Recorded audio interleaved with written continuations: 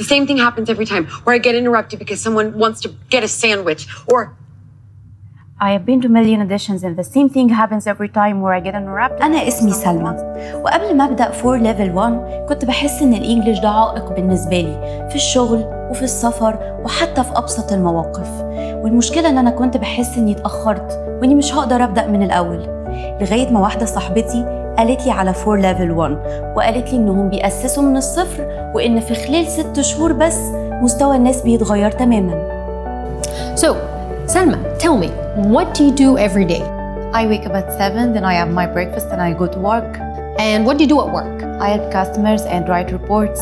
That's wonderful. Salma, you're improving fast. Thank you. في فور ليفل 1 لقيت الدعم والتشجيع، ولقيت إن المدرسين بيهتموا بكل طالب، وإن في كل محاضرة في أنشطة وضحك وتفاعل ومشاركة، ولما بغلط بيشجعوني إن أنا أكمل.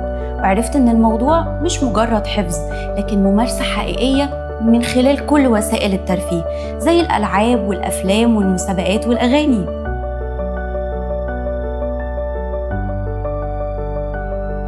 نسيت أقول لكم، عندهم منصة اسمها ناو عليها كل المحاضرات مسجلة وتمارين على كل درس، يعني تقدر تراجع في أي وقت، وده هيساعدك تثبت المعلومة أكتر.